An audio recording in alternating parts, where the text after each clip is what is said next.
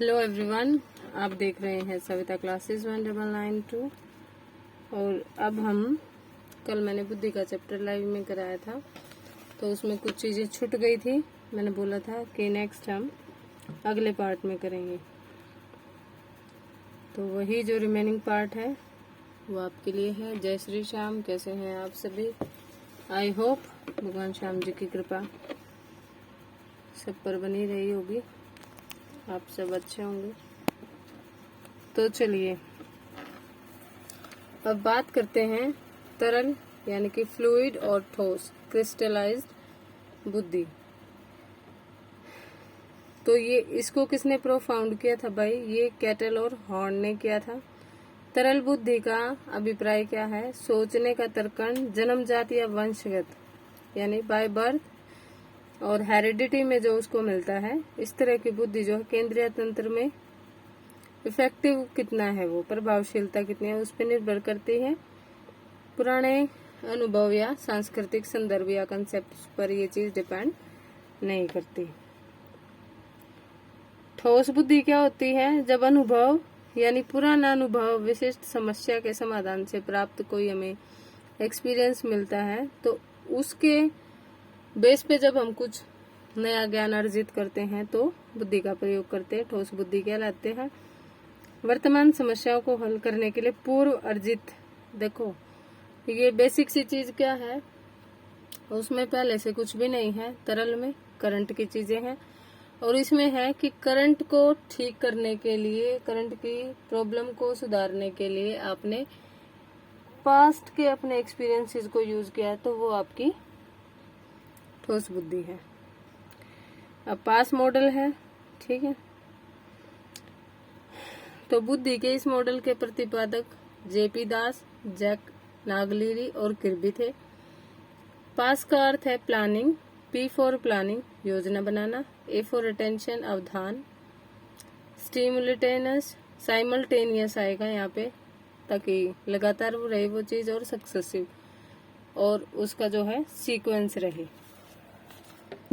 Next आपके पास आता है, इसमें जो बौद्धिक क्रियाएं हैं वो इंटरडिपेंडेंट होती हैं। न्यूरोलॉजिकल जो सिस्टम है वहाँ की क्रियाओं के द्वारा इनको पूरा किया जाता है। अवधान, कूट संकेतन, प्रक्रमण और योजना निर्माण, ये चीजें यहाँ पर होती हैं, ठीक है। तो सबसे पहले आपने देखा पी वाला हमने देख लिया, प्लानिंग योजना। जो अराउजल या अटेंशन है तो प्रक्रमण के लिए ध्यान लगाना, ठीक है। भाव पर बोधन यानी भाव का ज्यादा पता होगा तो वो ज्यादा उससे अट्रैक्ट रहेगा। तो जैसे टेस्ट के लिए बोला जाए तो बच्चे ज्यादा ध्यान से पढ़ते हैं। साइमल्टेनियस और सक्सेसिव का क्या मतलब है? अलग अलग कंसेप्ट को पढ़ने के लिए सार्थक प्रतिरूप में इंटीग्रेट करके, जैसे सब्जेक्ट्स को जब पढ़ना हो तो हम उसको कोरिलेट करके कोई चीज सीखते हैं तो आसानी से सीख पाते हैं। सूचना के बाद प्रोसेसिंग शुरू हो जाती है, योजना एक्टिव होती है तो हम अलग अलग ऑप्शंस के बारे में सोचने लगते हैं और लक्ष्य के लिए कार्यान्वित होते हैं, यानी अपना स्टेप आगे बढ़ाते हैं। अगला है त्रिपाचीय ट्रायआर्किक थ्योरी, ठीक है। त्रिचापीय चाप आर्क, तो थ्री ट्राई आर्क चाप इक, ट्रायआर्किक यानी थ्री चापीय, सॉरी रॉबर्ट स्टनबर्ग ने दिया था ये। उनके अनुसार बुद्धि वो योग्यता है जिससे व्यक्ति अपने पर्यावरण के प्रति अनुकूलित होता है, समायोजित करता है और पक्षों का कुछ चयन करता है और परिवर्तित करता है। तो तीन बुद्धि के प्रकार इन्होंने दिए, घटकीय, कंपोनेंशियल या एनालिटिकल, अनुभव वाली या सृजनात्मक, तो एक्सपीरियंशियल या क्रिएटिव, और सांदर्भिक कोई कॉन्टेक्स्ट से रिलेटेड। तो घटकीय क्या है? जहाँ पे वो विश्लेषण करता है सारी सूचनाओं का, तो क्रिटिकली ढंग से वो सोचता है। सबसे पहले ज्ञान अर्जक, नॉलेज वाले जो सिर्फ हमारे जीके टाइप होते हैं, फिर अधिघटक मेटा, और लास्ट में निष्पादन परफॉर्मेंस, जिनको परफॉर्म किया जाता है। तो ज्ञान अर्जन में क्या है? अधिगम करता है, सीखता है, लर्निंग करता है, ठीक है।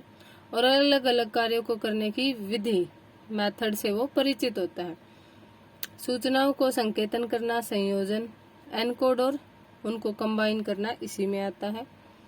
अधिघटक में योजना बनाता है, संज्ञानात्मक प्रकरणों पर नियंत्रण रखता है, निरीक्षण और उनका मूल्यांकन करता है कि भाई मैं कहाँ फेल हुआ, कहाँ नहीं। निष्पादन में व्यक्ति का जो कार्य है तो बेसिकली निष्पादन यानी परफॉर्म करना, सारे प्लान्स को यूज करके एग्जीक्यूट करना। जो सेकंड है अनुभाविक, तो नई समस्या के समाधान के लिए वो अपने पुराने जो नॉलेज है, जो पुराने उसके एक्सपीरियंस रहे हैं, उनको वो क्रिएटिव तौर पे यूज करता है।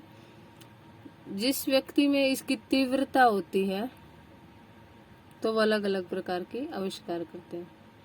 सांदर्भिक जो कंटेक्सचुअल है, यानी जो डेली जो हमारे जीवन में आने वाली पर्यावरणीय मांगे हैं उनसे जब वो निपटता।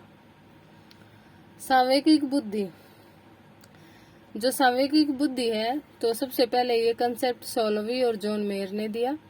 ये जब आई जब मानवीय गुणों और सचेतना इन पर 15 वर्ष तक वो काम करते रहे। 1995 में डैनियल गोलमैन ने इनका समर्थन किया। सांवेगिक बुद्धि यानी कौशलों, जो आपकी स्किल्स होते हैं, एबिलिटीज होते हैं ना, जैसे संवेगों का मूल्यांकन करना, प्रकटीकरण, संवेगों को नियमन, है ना, एक उचित समुच्चय में इकट्ठा करना। ये बुद्धि का जो है इमोशनल पक्ष है। कई बार देखा जाता है कि उच्च बुद्धि स्तर होने के बाद भी कई लोग सफल नहीं हो पाते, तो उनके पीछे सांवेगिक बुद्धि का कारण होता है। जो संवेगों की अभिव्यक्ति होती है वो अपने और दूसरों के लिए उनके यूज पर निर्भर करती है कि किस तरीके से उनको यूटिलाइज किया गया है।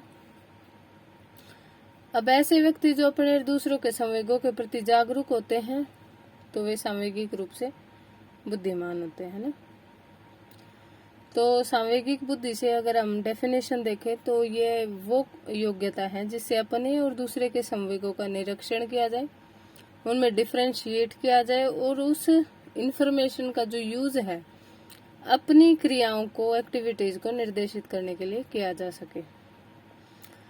अब सोलोवी और मेयर ने इसे 5 भाग में, आत्म चेतना, अपने भाव को समझना और अपने प्रति अच्छे निर्णय लेना, संवेगों का प्रबंधन, इसमें भय, चिंता, क्रोध, इन सबको निपटना कैसा होता है, आत्म अभिप्रेरणा, अपने आप को मोटिवेट करना, और सिंपैथी विद अदर्स, इसमें भावनाओं, दूसरे की भावनाओं के लिए संवेदनशील होना, है ना, सुख दुख समझना, और मधुर संबंध, अच्छे रिलेशंस होना, दूसरों के साथ अच्छे संबंध बनाते हैं, दूसरों का सहयोग, सत्कार, मैत्री संबंध स्थापित करना, ये सब इसमें आते हैं।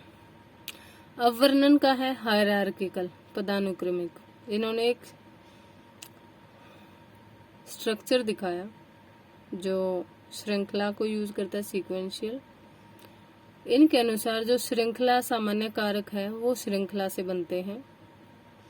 आधारभूत मतलब बहुत सी बेसिक मेंटल एबिलिटी को ये दिखाते हैं। इसके अनुसार 2 मुख्य समूह होते हैं, एक मौखिक योग्यता, शैक्षिक, और दूसरी संख्या संबंधी, है ना। तो ये अलग अलग योग्यताएं यहाँ पे विद्यमान होती हैं।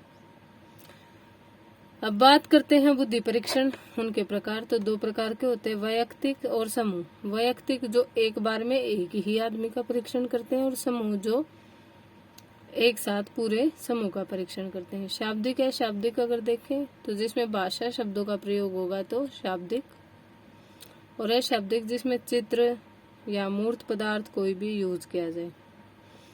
तो शाब्दिक में सबसे पहले हम स्टडी करते हैं बिने साइमन।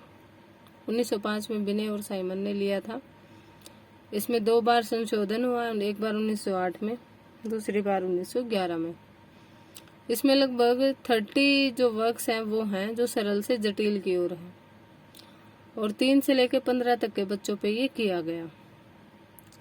तो इसमें 3 एकांश थे। एक तो 3 वर्ष की अवस्था, 2 अंकों को दोहराना, चित्र में से वस्तुओं को गिनना, है ना, नाक, मुंह, आँख, इनकी तरह परिवार का नाम, जो बेसिक सी छोटे बच्चे को पता होनी चाहिए। 4 वर्ष की अवस्था जब आती है तो लोहे की वस्तुओं को अपना लिंग बताना, 3 अंकों को दोहराना और 2 पंक्तियों में कंपैरिजन करना, ये चीज आई थी। ठीक है,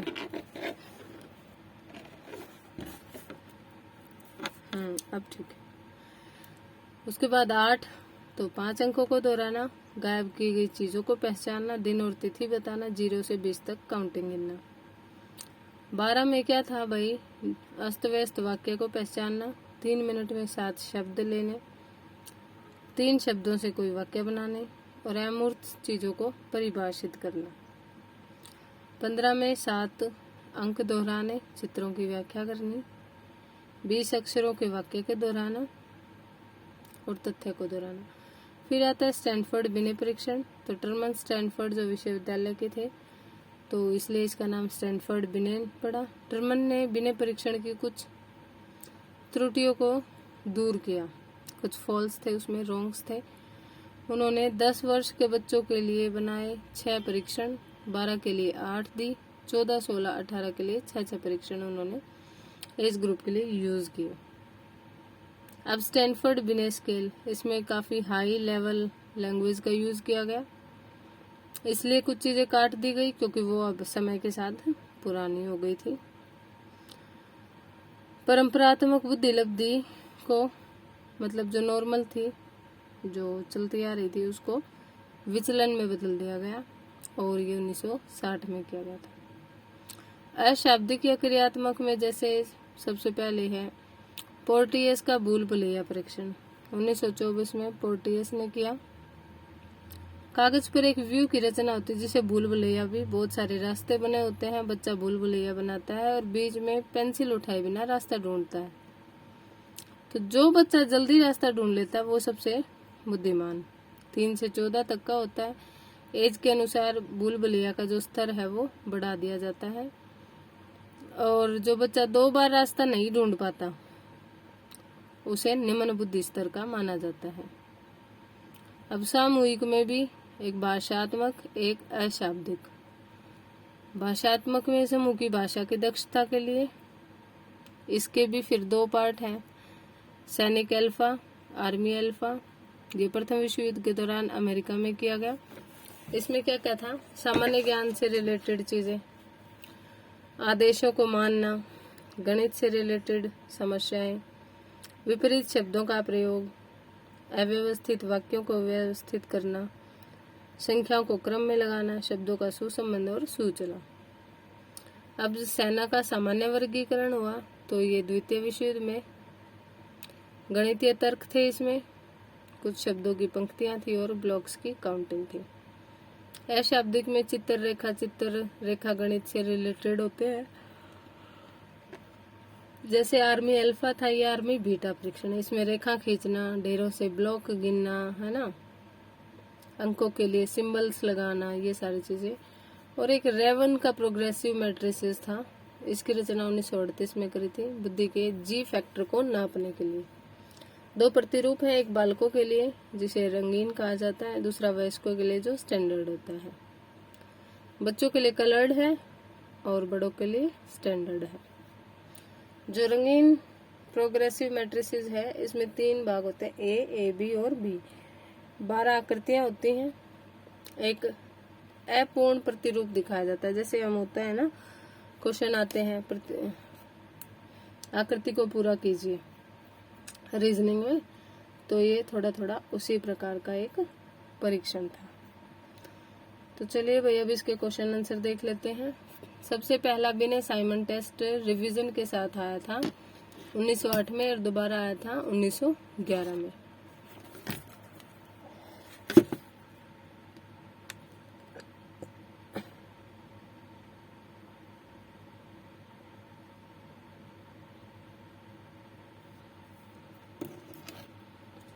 अगला है, अमेरिका में प्रथम विश्व युद्ध के दौरान व्यक्ति की बुद्धिमत्ता तो आर्मी से हुआ था तो ग्रुप में हुआ था। शिक्षा में बौद्धिक उद्देश्य पर बल कहाँ दिया गया था, ग्रीस में। दर्जन भर स्वस्थ बच्चे दो, मैं उन्हें डॉक्टर, जज, भिखारी और चोर बना दूंगा। तो ये जेबी वॉटसन ने कहा था। 25 साल के बच्चे की IQ निकालना है, तो ऊपर 25 नीचे 16 गुणा 100 काट देंगे 64। बहुबुद्धि सिद्धांत के अनुसार पशु, खनिज और पौधों को पहचानना, वर्गीकरण करना क्या कहलाता है? प्राकृतिक बुद्धि। स्टेटमेंट मेजॉरिटी जो लोगों की है कि अधिकांश लोगों का औसत बहुत बढ़िया होता है और कुछ पूर्ण रूप से स्थापित। तो ये किसने कहा था? बुद्धि के वितरण के आधार पे ये स्टेटमेंट है। बुद्धि तर्क संगत चिंतन है, तो ये डेफिनेशन दी थी स्पीयरमैन ने। बुद्धि लब्धि का सूत्र क्या है? मेंटल एज डिवाइड करो क्रोनिकल एज और मल्टीप्लाई कर दो 100 से, है ना। मानसिक आयु डिवीजन हो जाएगी वास्तविक आयु और गुणा हो जाएगी 100 से। अगर एक ये क्वेश्चन करके देख लेना। मेंटल एज का जो कंसेप्ट है वो सबसे पहले दिया था बिने साइमन, परीक्षण 1908 से आया था। एक चाइल्ड की ये भी क्वेश्चन आप निकाल के देख लेना, कोई इसमें रॉकेट साइंस नहीं है। एक जो शिक्षिका है अलग अलग लर्निंग पैटर्न्स को या उनको अलग अलग कार्यों का वो प्रयोग करते हैं, बच्चे अच्छे से सीख सके। तो किससे प्रभावित है? गार्डनर के बहुबुद्धि सिद्धांत से। वैरायटीज वेरिएशंस जहाँ आपको दिखेंगी तो बहुबुद्धि। तार्किक गणितीय बुद्धि किससे है? बहुबुद्धि सिद्धांत से। एक बच्चे का स्कोर 75 है, तो जहाँ पे IQ आप फॉर्मूला लिखते हो वहाँ पे 75 लिख देंगे। और क्रोनोलॉजिकल एज 16 है, ऊपर मल्टीप्लाई में 100 हो जाएगा, तो ये आंसर निकाल लेंगे। ठीक है। अगला है IQ स्कोर जनरली हाई होते हैं, रिलेटेड अच्छे से जुड़े होते हैं वो भाई शैक्षिक से। जो अच्छा पढ़ाई में अच्छा होगा ना उसका IQ भी बढ़िया होगा। बहुबुद्धि सिद्धांत क्या नहीं कहता? वो कहता है कि विशिष्ट समुच्चय है, एक व्यक्ति द्वारा नहीं, ये नहीं कहता। वो बाकी सारी चीजों को एग्री करता है। एक समान जुड़वा भाई थे, एक ने सामाजिक आर्थिक रूप से अमीर परिवार ने गोद ले लिया, दूसरे ने निर्धन। तो क्या दिखाई दे सकता है?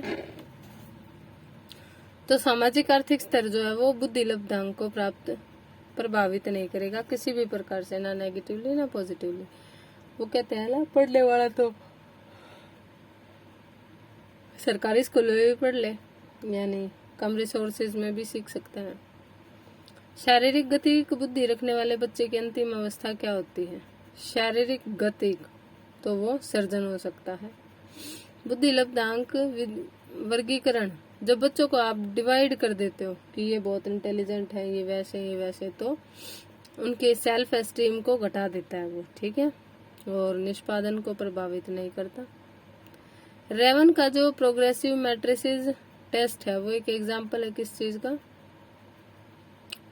संस्कृति मुक्त बुद्धि लब्धांक, यानी संस्कृति से फ्री है, कल्चरल फ्री।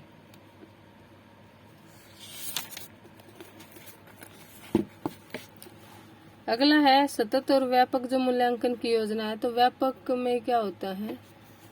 तो व्यापक में जेपी गिलफर्ड का जो है इसको छोड़ के बाकी सारे इंक्लूड आएंगे। तो जो स्टेनबर्ग का त्रितंत्र है, ट्रायर्किक थ्योरी है, उसमें क्या है? अवयवभूत भी, अनुभाविक, संदर्भगत भी, सामाजिक बुद्धि वहां पर नहीं है। नेक्स्ट है बुद्धि का। हार्वर्ड गार्डनर का जो बुद्धि का सिद्धांत है वो बताता है कि हर व्यक्ति में विलक्षण योग्यता होती है। बहुबुद्धि सिद्धांत की आलोचना क्या है? मतलब एक तरीके से आप इसकी सीमा लिमिट बता सकते हो कि ये कहता है बहुबुद्धि केवल प्रतिभाएं हैं जो सिर्फ बुद्धि में ही होते हैं, ऐसा नहीं होता। जो बुद्धि सिद्धांत मानसिक प्रक्रियाओं विविध रूपों को शामिल करता है वो कौन करता है? स्टेनबर्ग का त्रितंत्र बुद्धि सिद्धांत। ठीक है। आलोचनात्मक जो दृष्टिकोण बहुबुद्धि से नहीं है, एक ही क्षेत्र में नहीं दिखाते भाई। जो प्रतिभाशाली होते हैं वो अलग अलग क्षेत्रों में अपनी विलक्षण बुद्धि को दिखाते हैं। बहुबुद्धि सिद्धांत वैध क्यों नहीं है? क्योंकि विशिष्ट जो परीक्षणों के अभाव होते हैं, कमी होती है, तो भली प्रकार से इनको मेजरमेंट नहीं किया जाए। 11 साल के बच्चे को 130 मिले अंक, IQ उसका 130 है। तो भाई मान लो कि 100 और क्षेत्र 15 है। ये क्वेश्चन नहीं पता भाई मुझे कैसे सोल्व होते हैं, अगर आप में से किसी को आते हैं तो मुझे भी बताइए। ऑब्जर्वेशन कौन सी सपोर्ट करती है हार्वर्ड के बुद्धि सिद्धांत को, कि एक भाग में क्षति अगर होती है दिमाग के तो वो एक ही प्रकार की बुद्धि को, विशिष्ट योग्यता को प्रभावित करती है। कौशल जो है भावात्मक बुद्धि से जो नहीं है, आलोचना करना नहीं है। त्रितंत्रीय सिद्धांत में क्या है, व्यवहारिक बुद्धि। इंटेलिजेंस टेस्ट सबसे पहले किसने दिया था, अल्फ्रेड बिने, फर्स्ट IQ टेस्ट। संवेगात्मक बुद्धि से क्या जुड़ा हुआ है, सहानुभूति लेना, समानुभूति या सहानुभूति। बुद्धि बहुबुद्धि का जो सिद्धांत है, तो एयरफोर्स पायलट के लिए कौन सी चाहिए, काइनेस्थेटिक, गतिक बुद्धि चाहिए, ठीक है। G फैक्टर जो है वो क्या है, सामान्य बुद्धि है। संवेगात्मक बुद्धि बहुबुद्धि में कैसे है, अंतरावैयक्तिक और अंतःवैयक्तिक, इस तरीके से ये एक दूसरे से जुड़ी, इंटरपर्सनल और इंट्रापर्सनल। त्रितंत्रीय में व्यवहारिक क्या पर्याय नहीं है, इसका क्या अर्थ नहीं है, केवल अपने बारे में सोचना, ये नहीं है। गार्डनर के बहुबुद्धि सिद्धांत में जो आत्मबोध के लिए वो होता है अंतःवैयक्तिक। अब टीचर ने राघव को कीबोर्ड पर संगीत बजाते हुए देखा, तो उसमें संगीत में बुद्धि है, म्यूजिकल। बुद्धि के बारे में सबसे सही क्या बात है कि बुद्धि बहुआयामी है, मल्टी डायमेंशनल, और उसमें कई सारे फैक्टर्स हैं। बुद्धि क्या है, सामर्थ्यों का समुच्चय, एक ग्रुप है, सेट है कैपेबिलिटीज का, है ना। और भाषिक बुद्धि वाले व्यक्ति को कौन दिखाए, शब्दों के अर्थ, क्रम और भाषा के अलग अलग प्रयोगों के प्रति वो जब संवेदनशील होता है, तो ये उसकी भाषिक बुद्धि को दिखाता है। तो ये थे भाई हम जो हमारे बुद्धि वाला चैप्टर था। नेक्स्ट हम करेंगे पियाजे, कोलबर्ग और वाइगोत्स्की, ये बहुत इम्पोर्टेंट है। तो जुड़े रहने के लिए सब्सक्राइब करें सविता क्लासेस 999 की। बेटा दरवाजा खोल देना, पिटेगी, खोल दे जल्दी। क्या करने आए तू ऊपर? हाँ तो यहाँ खेलने की जगह है, नहीं है तो चलो नीचे आ रही हूँ मैं भी।